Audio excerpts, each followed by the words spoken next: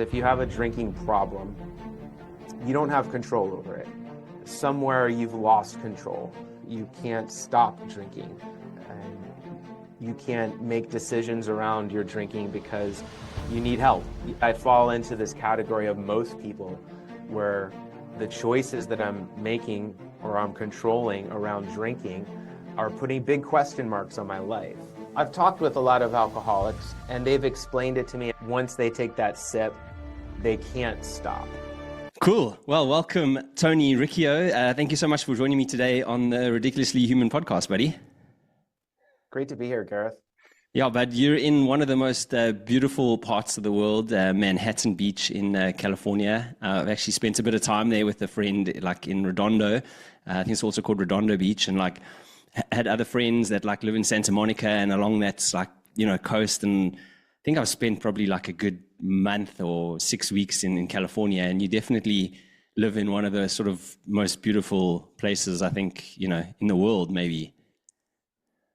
Very much so. I'm very lucky. I'm very lucky to live here, and I feel that I'm continuously grateful. It's not lost on myself or my wife or my kids that we live in a special place. I say that because when you go on vacation and you really look forward to coming home, that's a big indicator that you live in a great place. And not everybody looks forward to coming home after vacation. So Yeah, for sure. Have you always like lived there? no, I've been in Southern California for 26 years now. I moved out here in 2000 from the East Coast. I was born in Florida, but I grew up in Connecticut. Connecticut is where I did middle school, high school, and college. And then I moved out here in 2000, right before 9/11. Oh, wow. And then I've been out here ever since. Okay, cool. Okay, awesome, bud. So we're actually friends. I don't know what to call it, from LinkedIn connections, right? Followed each other for a long time. And yeah, I was always like super interested in what you actually did because you're in the luxury travel business. And I always see like, well, your posts, you like flying in helicopters everywhere. I think you got a business, Maverick Helicopters. And yeah, I mean, it must be quite a cool career that you have, like organizing these sort of like exclusive packages and tours and stuff of people in California. It's fun. I've always been in luxury tourism, working with families and corporate folks that just want to enjoy life. Sometimes it's team building, sometimes it's families just trying to enjoy their time together. And now that I have a family of my own, it's even more enjoyable, to help people achieve that goal. But yeah, I enjoy the helicopter world, so to speak. Maverick is an amazing company to work for. Are they based also like in Vegas by any chance? Because when I went to Vegas, I'm sure the name Maverick is like I'm like, oh, I'm sure I took a flight with Maverick Helicopters there, or am I just going crazy? No, you did. So they're the largest tourism helicopter company in the world, and they started in Vegas in 1996 with one helicopter with the owner, Greg Rockna. And now they have close to 50 helicopters. They're in Vegas, Arizona, Nevada, and Hawaii. Yeah, no, for sure. Yeah, that was an awesome experience as well. Like if anyone ever goes to Vegas, like go out there, to Hoover Dam and to the Grand Canyon and stuff, like jeepers, what an experience that is. And then you land and you have like a brekkie and yeah, you get to experience the vastness of that part of the world. It's like it's pretty incredible, right? Yeah, but so look, we're actually here to talk about a book that you've written called Drinking Rules, and I like the idea around it, right? I think it'll resonate with a lot of people. Because there's extremes these days, like there's an extreme like where people are just like totally, okay, cool, I'm teetotal, I'm not drinking. And then there's people that are just like still kind of, I guess, going crazy. But your book is like definitely, it's not in the middle, it's kind of more to the like, let's treat this as an enjoyment sort of thing, And I like the idea around that. But it's also very interesting to maybe understand like, you know, a little bit about you and how this might have even come about. You wrote in the book about growing up in a family where your mom was, I think, an alcoholic. What was that like? Because this is quite common, right? I have lots of friends whose parents were also like that. Even my wife, her dad was an alcoholic, and you know, like it's not necessarily an easy upbringing. Yeah, the light bulbs really don't start to go off until you're an adult, really. When you grow up, and one of your parents are drinking in any capacity, in an addictive AUD or alcoholism capacity, or maybe they're just drinking too much in general. As a child, that doesn't resonate with you. It's just the communication and whether that is good or bad, growing up. So then you become an adult and you start perhaps trying alcohol for the first time, and then you go down your own path. And then you really don't start to connect the dots until you're an adult and you start to realize, did somebody in your life have a true drinking problem like alcoholism, or did they have a problem with drinking where they had control, but they weren't making the best decisions around drinking? And that's where I kind of started grappling with the distinction between those two things and what led me to write the book. So what is the distinction? Can you go like a little bit more sort of like in detail about what is the difference between the two? Because that also might I think that'll resonate with people too. You know, like some parents, maybe they drink a couple of bottles of wine a night, and but they're not. You don't necessarily think they're an alcoholic. I don't know. Like, what's the distinction with you? Yeah, that's a great question. Well, first and foremost, I should say the book is me working out my issues around drinking for myself. I'm not a doctor. I'm not a therapist. I'm not an expert in drinking, or anything like that. But the distinction for me, as it came from my own journey, was I never set out to write a book. I was journaling. I'm a big journaler. So is my wife. I write about that in the book. We both use the same journal, and I was kind of working all this out and for myself. So the distinction for me, and this could be wrong, it's just right for me. The distinction for me is if you have a drinking problem, you don't have control over it. Um, Somewhere you've lost control. You can't stop drinking, and you can't make decisions around your drinking because you need help. That's beyond you. You need somebody to help you through this. That could be these days they're shunning the word alcoholism and they're using the term alcohol use disorder or AUD. So that's what I, for my purposes, have defined as like having a drinking problem. Having a problem with drinking pertains to my journey, which was I'm a social drinker. Nobody would ever point their finger at me and say, Tony, he needs to drink a little bit less, because I fall into this category of most people, where I have control, but the choices that I'm making or I'm controlling around drinking, are putting big question marks on my life. They're if you're pausing to ask yourself the questions that I asked myself in the book, which were, what if? What if is so powerful. Mm-hmm. If you say, what if I go to this wedding and I don't drink? And then your brain says back to you, yeah, do you realize you're in your 50s and you've never not drank at a wedding? That's interesting. But what if I didn't? What would happen? What if I decided to stop drinking for 2 weeks, and in the 5 social occasions within that 2 weeks where I would definitely drink, I just didn't? What would the outcome be, on my life? Would the things that I'm working on be better? Would my relationships be better? So I started asking all these what if questions. This is way before I decided to write a book. This is just me journaling, And then all of a sudden I started applying a lot of these quote unquote rules that I was writing for myself.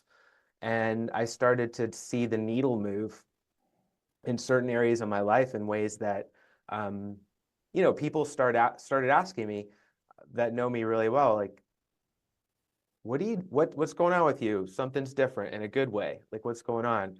And then a light bulb went off and said, maybe I'll write this down and, self-publish it and just put it out there and see what happens. And so that's how it all came about. I don't know if that answers your question.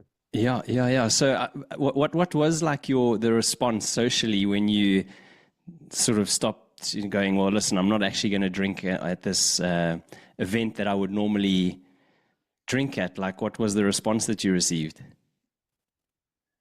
initially? Like, because it's a process, right? Like, the people that you normally are your drinking buddies and stuff, they're almost like, what's wrong with you? Like, or they try and force you to have one. What was the response when you did it? Um, well, maybe I shouldn't say this because I'm going to show my cards and tell some secrets. But I don't write about this in the book, so what the hell? But it really depends on the occasion. So if I'm out with my wife or somebody that I'm really close to, I just say I'm just not going to drink today, and that's fine. My wife loves me, and she's, you know, sometimes she won't drink and sometimes she will. If I'm in a social situation, sometimes I'll pretend I'm drinking. Uh, I'll literally I've literally told a bartender, I'm like, give me a club soda on ice and put a lime in it and kind of make it look like a cocktail. Like, don't put it in a tall glass, put it in a cocktail glass. And then I'll just, and then if somebody thinks you're drinking, they just don't ask you why you're not drinking because they just look at your cocktail glass with your lime and your soda in it, and they just, oh, he's drinking, and they just don't, unless they ask you what you're drinking, and then you're challenged as to whether you want to lie to them or not. And then at work situations, like if I'm at a networking party and everybody's drinking because everybody's very nervous about walking up to strangers and it's like a social lubricant, so everybody's drinking, I literally will go order a glass of wine and I just literally hold it all night and I don't even take a sip of it. And what's really interesting in that situation is I'm very comfortable talking without alcohol. Of course, I'm a little more animated when I do drink alcohol. But what's funny when you hold a glass of wine all night and you don't drink it is nobody notices that you're not drinking it. It's the funniest thing.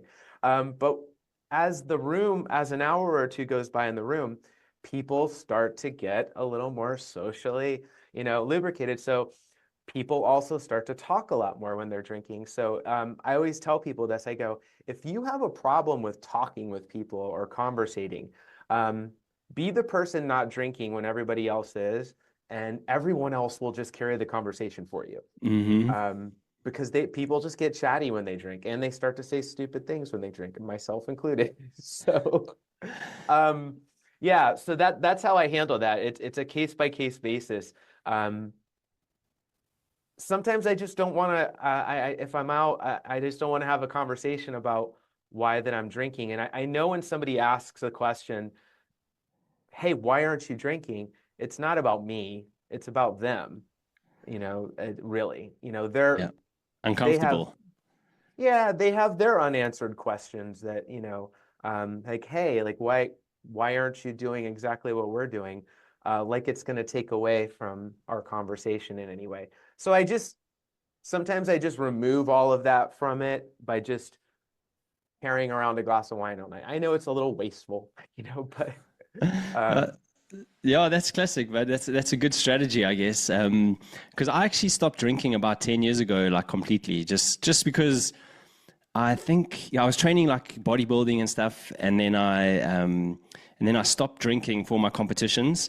And then when it came time, like when I wasn't competing, I was like, oh well, why do I actually need to drink? Like you feel so good when you don't, and you have this sort of mental yeah, clarity and everything. And I'm like, why do I want to go back and sort of like start drinking now? So I stopped years and years ago.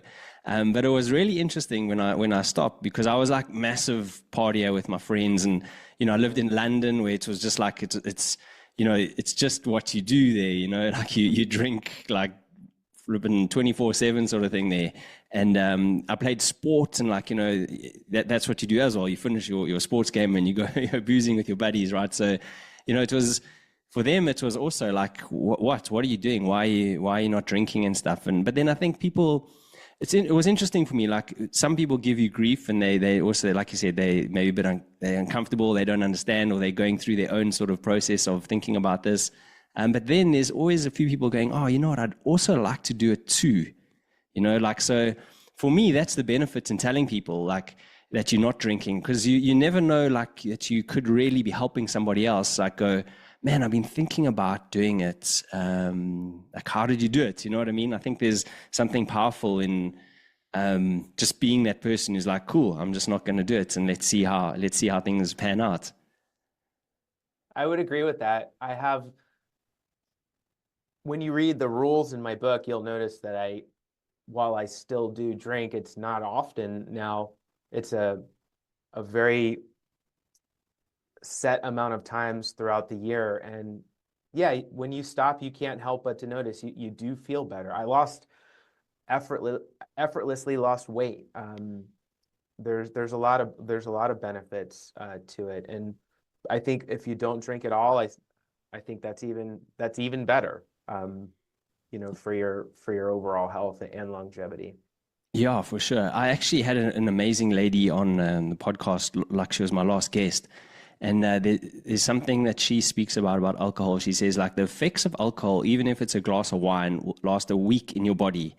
And you just might not recognize it because you're so accustomed to having a glass of wine sort of maybe every night, or maybe not even every night. But, it's a week of, like, your system's trying to detox this stuff out out of you. So yeah, it's and then she was also like, look, your system is just not made for it, like, and but that I can totally understand.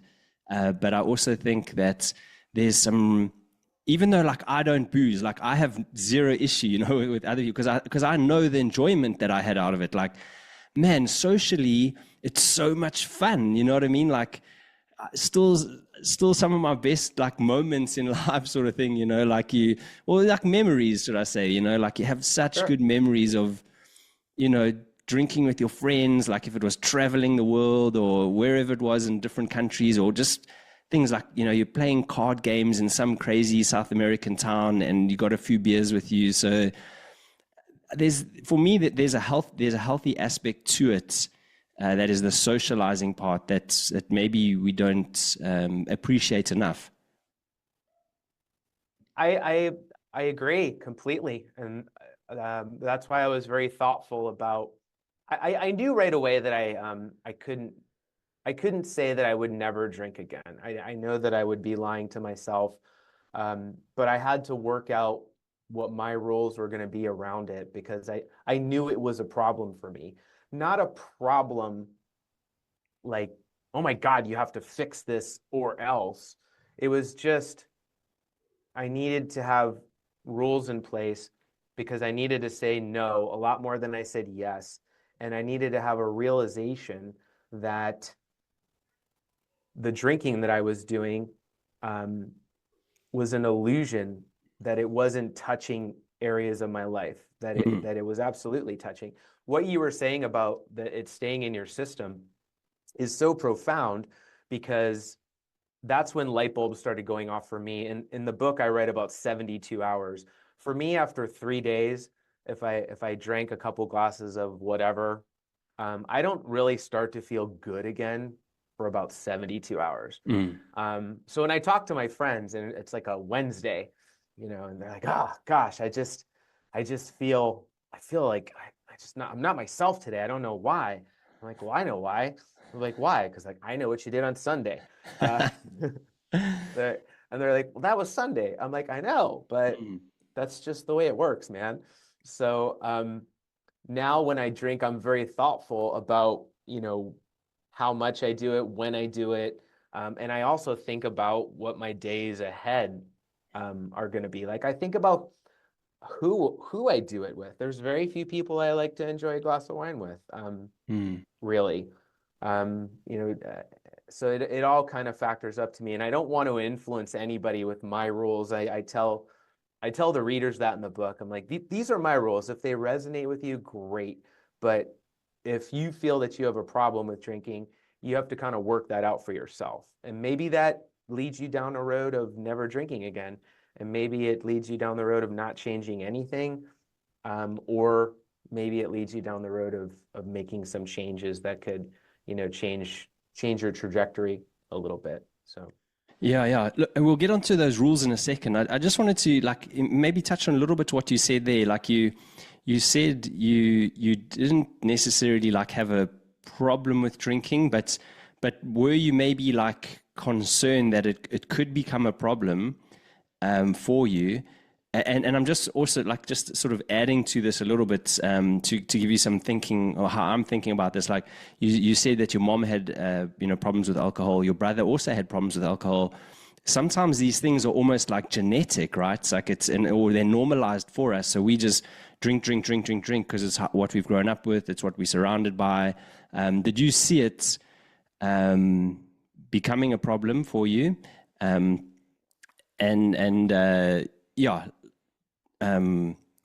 Was it because of what you were surrounded by it all your life, sort of thing?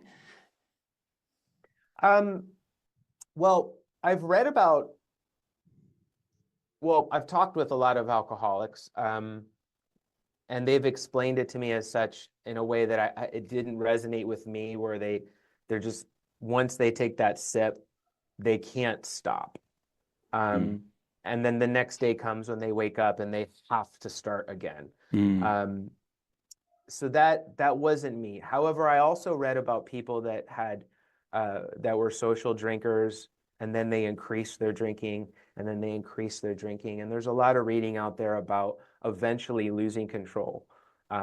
Whereas some people don't have control on the first interaction with alcohol. And again, I'm not a doctor. This is just through conversation and through things that I've read. I feel like I was very slowly moving towards a line where I potentially could have maybe lost control. Maybe, I'm not sure. And I never got there. I bet this resonates with a lot of people, though. When I started drinking way more than I ever have in my life was during COVID, because my wife and I were just sitting at home, drinking on a Tuesday, which we would normally never do. And then after things started getting back to normal, some of those behaviors that occurred during COVID almost were normalized a little bit. So then I started noticing, after life started getting back to normal, that my behaviors were definitely more indulging with alcohol than prior to COVID. Not to say that COVID had anything to do with it. That was just what it was for me. But I do feel that, because you probably know people in your life that they drank a certain amount, and then slowly over the years, they drank more and more and more and more and more. I feel like you can develop a problem where you really start to lose control, either a lot or a little bit. And I feel like I was moving in that direction. And also, not to isolate people that don't have kids, I don't want to get emotional, but I have 2 daughters, and you watch that first kid born, and you watch them take their first breath and take a look in your eyes at the first time, and different questions in your life as a man start rising to the surface. So yeah, I'm glad you said that, because actually this is something I circled in your book here. It's like, when my daughter Gemma was born, I was 47 and something shifted. Not panic, not crisis. What I felt was a deep, quiet clarity, a midlife realization. It hit me that time isn't a concept, it's a countdown. It's finite, it's real. And while I can't control how much I get, I can control how I live the time I do have. Love that. The shift didn't come from fear, it came from love, from meaning, from the desire to stay in this life, awake, healthy, present for as long as I can. So Man, well, if we can just talk a little bit about fatherhood, because that's one of my big things that I actually work with a lot of fathers. That's the coaching that I do. And how did fatherhood like change your kind of outlook and I guess perception of life? It's like all I think about. Yeah, I get emotional. Sorry. Um, yeah, my daughters They're lucky, bud. say something. No, they're lucky, but I mean, Yeah. what an amazing experience, man. I mean, I pinch myself almost every day because I'm really fortunate. I work from home and I get to spend an insane amount of time with my daughter compared to, I think, probably 90% of people, right? And it's for me, I don't know, like I was that guy who didn't necessarily want kids, right? I was living this sort of, in inverted commas, great life in London and, traveling and no kind of real responsibility and stuff. And then I'm so glad that I met my wife because she, like the day I met her, she basically would have had kids, um, and yeah, she changed it, and she just changed my whole thinking around it, and um, but the thing I regret is actually having kids late, like, and I mean, I didn't, you had them later than I did, but I would love to have like five of them running around now, it's just my wife's biology is not, really say, up for it because, she's a little bit older now and we had a few problems initially, like sort of falling pregnant and stuff. So you don't really want to put them, say, through that again, especially the emotional like trauma in a way it can create. So yeah, man, if there's anyone out there that is like on the fence sort of thing, just go for it because it changes your life. It changes you as a person. I don't think you even know the growth that it will bring you as a person. Like you can do any personal development stuff in the entire world. There's going to be nothing compared to having a child, right? Like it just gives you this whole other perspective on everything. So yeah, Hmm. maybe how has it been for you? I can see you just obviously adore your girls. Yeah, I'm very careful about encouraging people about kids because I was married for 12 years before I married my wife Amanda, and I finally found the right person. I'm so lucky to be able to be raising my daughters with Amanda. She's just the best mom and the best partner.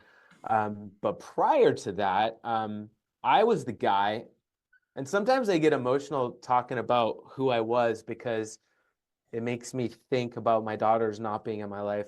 But I was the guy that if you told me to not about having kids, we were going to have a conversation because I was going to tell you how much I didn't want kids and how much kids were annoying, and I was a different person back then um, for a lot of reasons. That's four other whole podcasts. Um, but yeah, for me, when my first daughter was born, it was I'm a very Italian, huggy, lovey, emotional. Like I want to tell my friends that I love them. I've always been that way. I thought I I thought I knew what love was. I did know what love was. I totally knew what love was. But when that first kid is born, oh my God.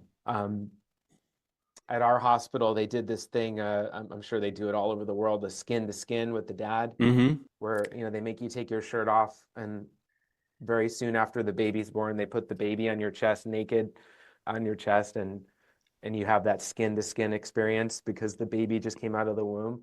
And I remember I was just telling my buddy who's about to have his son be born in a couple weeks about that experience being one of the most beautiful, where you're just like your brain is like, oh oh you thought you knew what love was? Like Yeah. let me show you, you know, yeah, and then, every choice you make with work, with drinking, with thinking about the things that you don't have control over, like your mortality, but realizing that you do have control over the choices. that that you have in your life for however much longer you're here, with regards to your longevity and things like that, there is a shift. And I believe in, without wanting to insult anybody, that nothing quite creates a shift like that than a child. But 100%, we were the same type of guys, like, it sounds like, and yeah, but I'm not afraid to tell guys now, I'm for sure. I'm like, no, you must, I promise you, because you're gonna, like, you know, besides the people that say can't have, you know what I mean? Like, there's tons of people that struggle to fall pregnant and stuff, but like, if you literally, you know, growing old alone, it sucks. You know what I mean? Like, you don't realize it until you maybe had a kid. I'm like, man, she keeps me young. You know what I mean? Like, she reminds me as well of, like, when I was a little boy, and the games I used to play, and like they make you think, and you go back. You know what I mean? And I'm like, oh man, it's so cool. My mom, man, she kept my Lego, bud. Like, I've just moved back to South Africa after living overseas for 26 years, and now I'm back here. But she kept my Lego, bud, from when I was a young boy, and like, her and I used to play together. I'm not even joking. When she first came and visited, like, she brought all that Lego, and was like months of enjoyment with me and my daughter, like putting it all back together. And I was like, oh man, check this. This is so cool. I remember this. And now it's like all in my daughter's little playroom. And man, yeah, they keep you young, bud, and they definitely give you this new lease on life and love and protection. It's very powerful. It is, and you start to realize too, I'm sure you've had this experience, that they're watching. Mhm. And I started to have memories of my observations, from my earliest memories as a child, and what I remember, the good and the bad. And then you start to, you ever catch your daughter just watching you, almost like she's trying to figure you out? Yeah. Um, those moments are, those unspoken moments, those observational moments, when your child's brain is a sponge, and they're just taking in information, and they're trying to interpret it, and what does it mean? Um, it really begs the question of being as aware as you can of your own behavior, but realizing that this little brain over here is in the programming stage. Like, it's programming things, and this is an opportunity as a parent to, and, and God knows we make mistakes every single day, but it's your opportunity as a parent to just at least have that realization that they're making memories now, especially at 4. I have a 4-year-old and a 2-year-old. It's like, now I think, like, right around 4 is when they start to really start making memories. And how you behave, has a lot to do with that. How you interact, with your spouse. It's like, it's very, very important to me for my daughters to see me loving my wife, and I didn't have that as a child, and so I want to give that to them. And drinking, sort of blurs, especially if you drink too much. If you have a glass of wine with a big meal, it's very different than if you have 6 glasses of wine in 2 hours. It's going to be a very different observation for a 4-year-old that has no idea that what you're drinking is affecting your behavior. Your behavior to a 4-year-old is your behavior. They don't understand that what you're sipping is guiding that behavior potentially. So that was really important to me too, because yeah, I had a lot of fun when I drank more, uh, but I also did a lot of silly things and said a lot of stupid things, and I don't want that on my daughter's mind, and I don't want that programmed onto her mind, either one of my daughters. So Yeah, but and then they'll walk up to you, and they'll say something, and you'll be like, where where did you like learn that, and often it's like, oh no, you daddy, you say it all the time. And it's like, Yeah. what? They like you said, they're a good reflection for you, like for sure. They remind you, okay, cool, I must just be a bit more conscious around them and that sort of stuff. So no, but it's cool, man. This is what I love. I love seeing fathers, men that are like that they love their kids so much, right?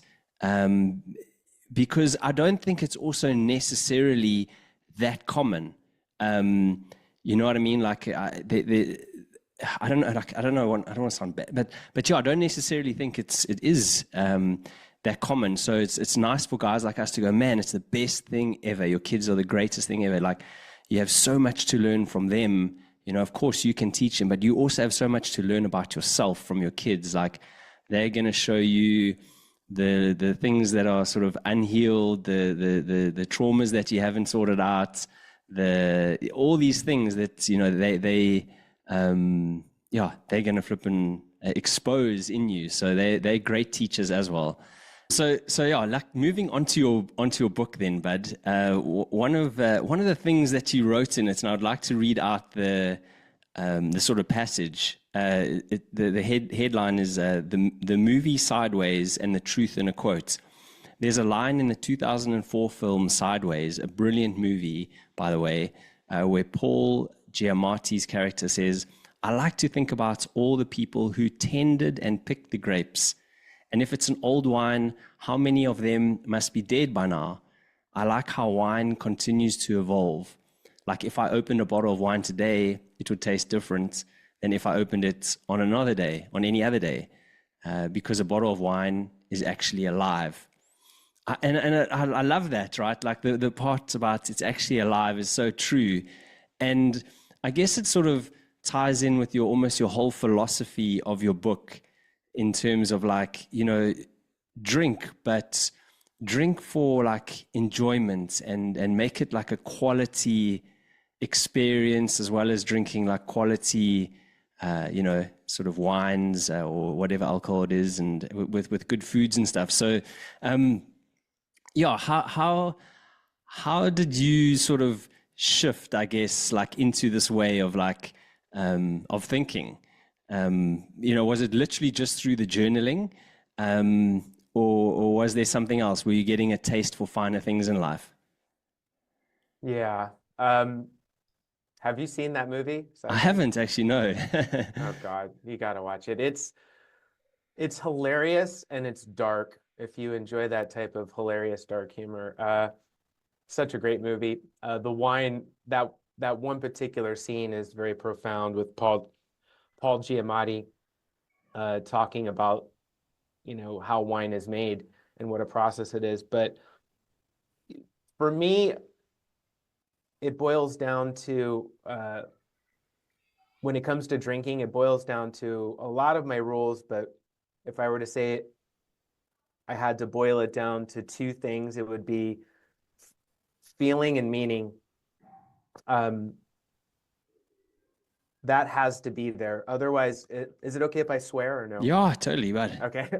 um, when you ever hear people drink it, I don't want to assume it's just an American thing, but I just want to get fucked up, Yeah, I like just want to get, shit-faced or something. yeah. So, so what is that? When someone says they just want to get fucked up, I, I would imagine it has a lot to do with the fact that they want to escape something. They want to numb something that they're feeling and they don't want to feel it anymore. And sometimes there's really nothing better than alcohol. If you really want to like not think about something, that's why people say that all the time. That's why it's a multi-billion-dollar industry. So when I was journaling before I started to write the book, I started asking these questions like, well, how much drinking to escape am I doing? A good amount at the time. But when I do drink, um, when it's not only enjoyable but meaningful, because sometimes when you drink to get fucked up, it's still enjoyable, right? But it's maybe not meaningful, especially when you wake up the next morning and you're like, "What the hell? I was just at a networking party. That wasn't worth doing this to myself," kind of thing. So I started asking the questions that, when I do drink, when is it meaningful, and am I really feeling something that is meaningful, I should say. And when I identified those moments and I knew what they were, especially if they were reoccurring annually, then I was really able to answer those questions for myself and say, if I'm going to do this, um, I know I'm going to have a good time when I do it. Um, it needs to mean something. Like my life I need to have an experience that is going to add to the fabric of who I am as a man and my relationship with that person. I never drink alone. I just don't enjoy it. I'm not the type of guy that would sit down and watch a television or a sports program and sit there and drink. I just never did that. I don't enjoy it. If you do that, there's nothing wrong with that. But I would I would just ask readers, when you're asking questions of yourself, just make sure you're giving honest answers to yourself. I think that we don't really learn how to do that as human beings really well, is to really ask honest questions of ourselves and to really give honest answers and to really pontificate in our minds about those answers. So to answer your question, for me, it came down to it just needs to mean something. I think oftentimes people drink because they want to enjoy people they're around, or they drink because they want to tolerate people that they're around. I mean, if that's the case, I enjoy the people that I'm around, but very, very few people are worth doing it for me. And that's not to say that I don't have a lot of people in my life that I enjoy, but look, at the end of the day, alcohol is a poison. Um, it just is. Whether it's in the form of vodka or wine or whatever, there's different levels and different levels of toxicity depending on the proof of the alcohol. But at the end of the day, I'm not going to sit here and say, if you drink this, it's better for you than if you drink. Alcohol's a poison. Sugar, especially processed sugar, is a poison. It's not good for you. But I'm also not going to sit here and say a couple times a year, I'm not going to have a piece of birthday cake, or I'm not going to have cookies at Christmas. I'm not going to eat cookies every single day of my life or every single week of my life. But when the time is right and the occasion calls for it, I'm gonna have two pieces of birthday cake. So that's kind of the same way that I look at drinking now, is that it just needs to mean something for me. Like it needs to be, I'm going for an experience that's going to become a part of my story and my life, so that when I look back on those photos, or if I look back on that anniversary with my wife and I say, hey, I don't regret that bottle of wine, because it was a very special bottle of wine, and I'm a little bit of a wine snob. I know the difference. It was with the person as my best friend that I love.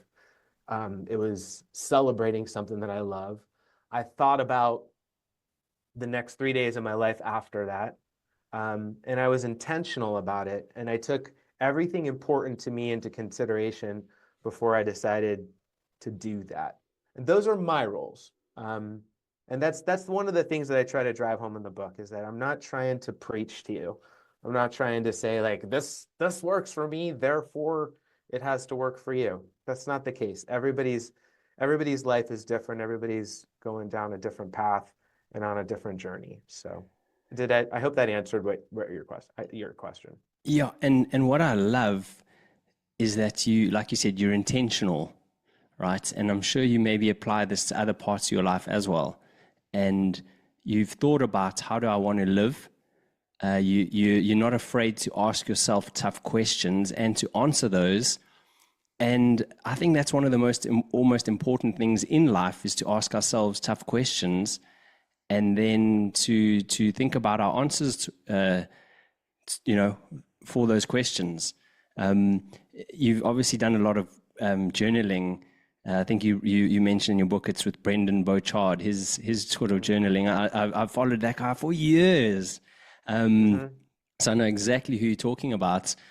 But what I love Yeah. is that you, I I have it with me like everywhere I go. My wife and I have stacks of these at home because yeah, I think uh, it takes six of these to account for a full year. So my wife and I have been journaling. We both use the same journal, but I write. Um, if anybody's interested in journaling, in the very beginning of every journal I do every couple months, I write a note to my daughters in it that I hope they'll read one day. Um, and that sort of keeps me going with the journaling because believe me, there's days where I don't feel like filling it out, but I've learned that those are the days that I have to fill it out the most is the days that I don't want to do it because it usually means I'm struggling with something. Um, but yeah, I carry that thing around like everywhere I go. yeah. And, but, I mean, especially as men, we're like stuck in our heads a lot of the time, right? And you don't realize actually how good it is to just write something down on a piece of paper. It makes space. It gets that thought kind of out of your head onto a piece of paper, and it makes you, I don't know, you can't, it's like hard to explain unless you've sort of journaled a lot, to people. Hmm. But there's something like, there's this weird neurological connection to, you know, you doing that and finding peace. Hmm. I agree. And I don't know if you've noticed this, but when I journal in the morning and then in the evening, and a lot of times my days are just it's like drinking from a fire hose, but I make sure that I give myself time to myself before my day starts. I work out, I journal, I meditate a little bit, but I'll write things down in my journal in the beginning of the day. And it's not that I've forgotten about them. In fact, I haven't forgotten about them, but they're just not on my mind at the end of the day. And then I'll go back and I'll journal at the end of the day and I'll look what I wrote on the left side of the journal. And then I'll always have this realization that, oh, I actually got that done. Uh, and it happened better than I wrote it down in the morning. And so I believe there's when you actually write something down and it comes out of your mind and through your hand and onto paper, I really believe there's this manifestation process that takes something that maybe you would have gotten it done anyway, that same exact thing, but you somehow get it done better. Um, I don't know if that makes sense at all, but Total I sense. have, yeah, I have this epiphany all the time, almost daily, where at the end of the day, I'm kind of beaten. I'm a morning person. That's when I'm like, at the end of the day, I start to get like, Yeah. "Ugh," and then when I look back on the journal, I kind of go, oh, okay, like I got to stop beating myself up. Something between like 4 o'clock and 9 o'clock is my worst hours of the day. So. Yeah. But yeah, the journaling really helps with that. And the only reason I would want to talk about that any further is just to tell people it's one of those things that I really, really, really, really wish I started in my 20s. I didn't start it until my late 40s. Um, and it's just been such a needle mover that I really, really wish I started it younger. And when I talk to young people, um, a lot of times they digest the journaling comments the same way I probably would have done when I was in my 20s too. So, but whatever. Yeah, that's the thing. But like many people are looking for that secret pill or magic pill, And when you say something like, "Oh, well, maybe you should try journaling," they're like, "What are you talking about? Like, are you crazy?" So, Mhm. but it really there is something so powerful about writing your thoughts down every single day.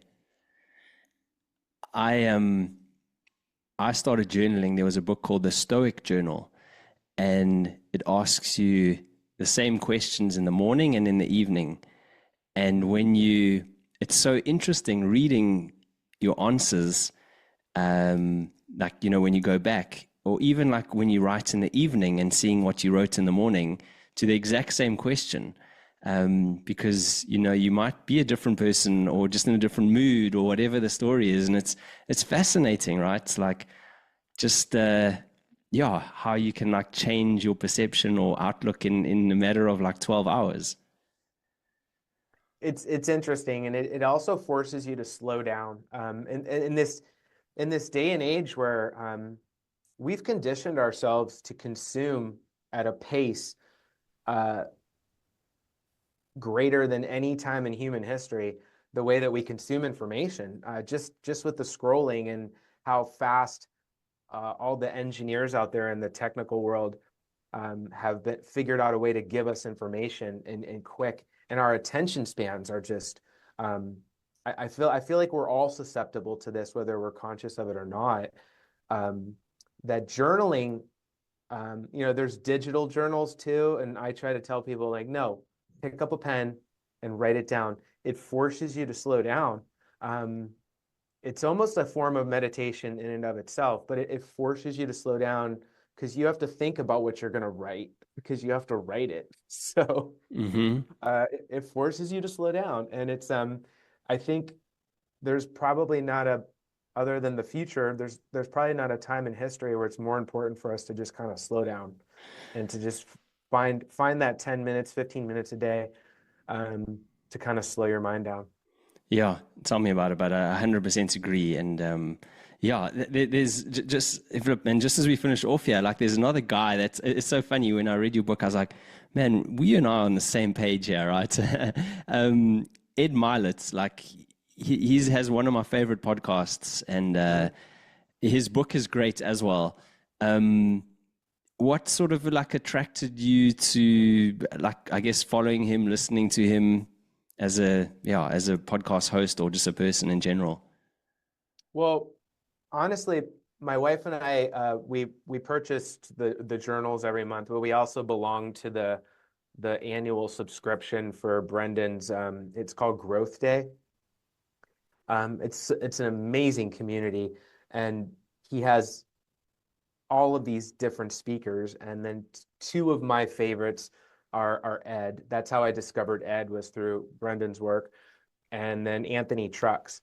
And yeah, as far as Ed goes, I mean, I could listen to him talk about anything. I enjoy his vulnerability because he really motivates me as a man, but he also goes there. He also tells you about the things that he struggles with. Um, he gets emotional, which really resonates with me. Um, and it's, a lot of times when you look at people's success, they're very strategic to make sure you only see their success. They don't show you they don't show the true raw vulnerability. They don't have the vulnerability to show their emotion because they're very aware that you're watching them, and they just want to show you the good side of them a lot of times out there. Not to say that there's anything wrong with that, but with Ed, that's why I connect with him, because and millions and millions of other people do too. Um, and then my other favorite guy that I write about in the book, that is kind of like my mental vitamins, that you know, I listen to these guys. I start my day with putting good stuff in my head. I don't know how it is for you, but if I don't start my day and put something good into my mind, I go off the rails really quick. Yeah. um, so I have to start my day with something, and so I was intentional about mentioning them in the book because who am I? I'm Tony Riccio. This is my first book, uh, but I know that their work touched me. So, if anything I have to say in the book is helpful to people, that's great. If not, these are great resources as well that is just all part of my journey. Yeah, I think it's so cool to share this stuff, right? Because, yeah, I mean, if someone hasn't heard of Ed Milet, it's like, or Brendan, like, man, you've got amazing stuff ahead of you, to sort of follow and be inspired by. So, yeah, it's cool. But, and like the cool thing is now you're an author, right? Because of these blokes, maybe they had a big influence in you, say, maybe getting out of your comfort zone and going, well, I'm just going to put my thoughts out there in the world. And I think that's amazing. Like not many people can say they've written a book like you have. So well done, brother. Is there, if people want to get hold of you, is there like a best way for them to get hold of you, to get hold of the book? And then Have you got anything else exciting that coming up that you would like people to sort of know about? Yeah, so I just self-published the book on Amazon. That's the only place you can get it right now. Unless somebody's watching your podcast that's like a major publisher, reach out to me. I actually put my email address in the book because I really wanted to connect with people. I figured if I'm putting myself out there, I want to have an email address where if people want to reach out to me and talk about, what the book meant to them, or tell me what their journey is, to reach out to me. So it's just Tony@TonyRiccio.com. Pretty simple. Um, I've enjoyed the journey of writing a book. It's everybody says the hardest thing about writing the book is actually writing the book, but I don't. It wasn't hard to write the book. It was deciding to actually hit that publish button on Amazon and just know that, all right, now what you're saying people can read. So it was that step. I mean, don't get me wrong, it was difficult to sit down and do it. You have to schedule time to do it. You're not just gonna, you have to schedule it, to make it Mm. happen. But then just putting yourself out there and being comfortable with that and being supported, but very supportive. My wife is very supportive of my journey with this, and yeah, it's been good. And what it's inspired me to do next is another lifestyle thing that I've been doing now for maybe 4 or 5 years that's really changed the trajectory of my life is I started doing intermittent fasting, and and then that led into a lot of extended fasts that I do throughout the year. Um, and that has really shifted my life in a positive way. So I figured if I'm going to start a theme of books, or at least just a second book, and maybe I call it quits there. I'm halfway through writing a book right now called Fasting Rules. Very cool, bud. Yeah, we were actually chatting at the start of this conversation, and I was like, "Oh, I just finished a 24-hour fast yesterday," and you're like, "Oh, I'm just through one. I'm like going for 48 hour." So, yeah, man, and like it's worth people having a try, right? Like it's amazing the clarity it gives you, the lessons that you learn, how your energy sort of, I guess, in the beginning fluctuates, but how you then start to kind of, your body starts to manage it really, really well, and you actually feel extremely energetic and like on top of the world. So yeah, great book to write, right? And what better way to do it than sharing like your anecdotal kind of experience, like. So yeah, I look forward to reading that one, bud. And then my final question for you is, what does being ridiculously human mean to you?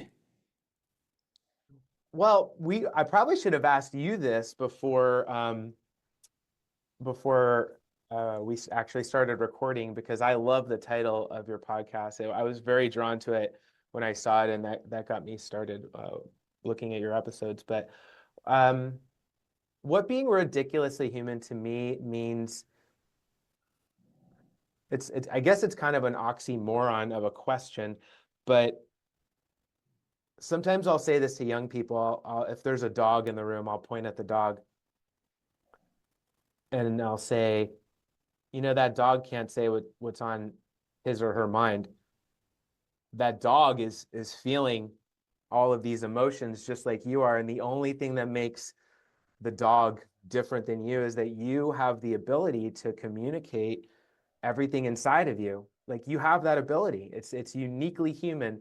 No other animal in the world can communicate the way we can. Yet in 2026, people stuff it all down, and they don't say anything, and they keep it all in, and they don't practice sharing it. And um, it's it's ridiculous. It's ridiculously human to not be human.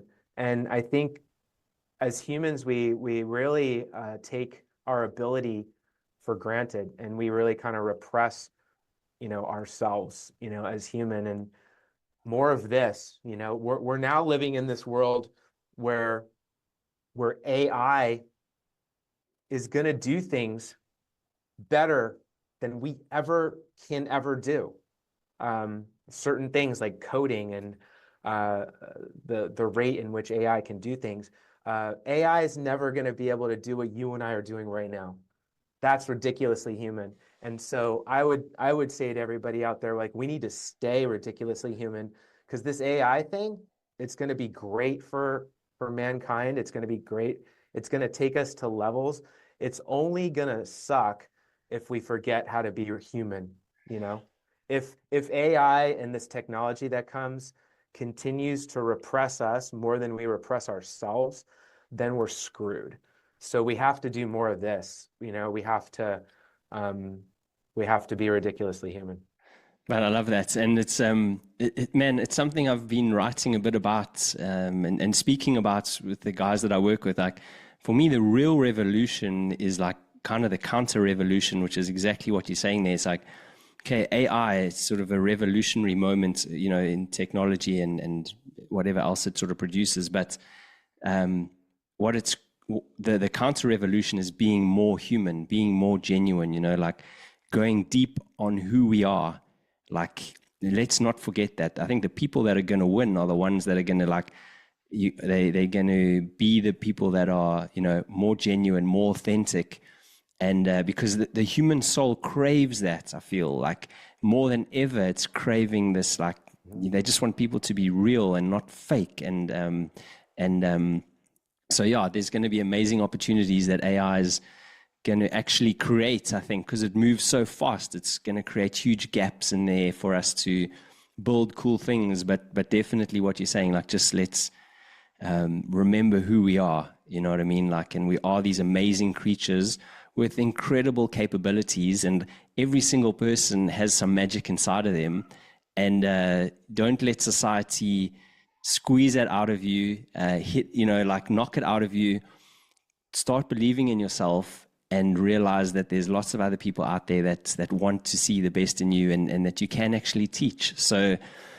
So yeah, bud, I totally resonate with so much of what you're saying, right? It's so great to have these conversations. So thanks so much for coming on the podcast. And like, yeah, again, it's like just so much magic happens in conversations, you know, like I'm like, man, this guy's so on my wavelength, you know what I mean? And like, and you just hold like very like good energy, but you know, you have a nice charisma, and your smile is like so engaging, and that's powerful, right? People, I'm sure, want to be around you, and you know, that's why you're probably in the best industry you can be in terms of like your sort of you know, luxury travel, right? And you know, the energy you give off clearly, you know, I'm sure makes you do super well at that. And so keep being that guy, right? And pushing the envelope, and writing cool stories and books like you are. And yeah, man, I just wish you all the success in the world, brother. Well, thank you, and right back at you, Gareth. You've got a great energy. When I stumbled upon your podcast, and I heard your voice and some of the conversations you've had out there with other people, I was like, wow. I was really excited when you texted me and said, let's talk about your book on the podcast, because there's a lot of podcasts out there, and I feel like I feel like I get to be Tony in this Yeah, conversation, and I've been in sales my whole life, so sometimes, a lot of times, I have to not be Tony, because I know how I have to show up, and I can't yeah. show up authentically as myself for whatever reason, as the circumstances dictate. So this has been refreshing, and I love what you're doing, and I'll continue to follow it.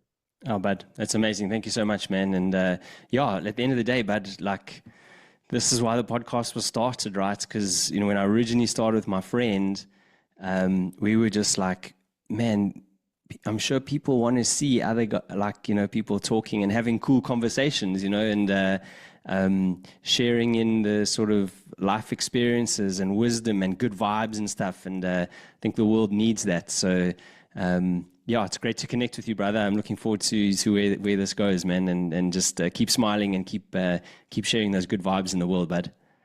You as well. I appreciate you. Cheers, man. All right, bye.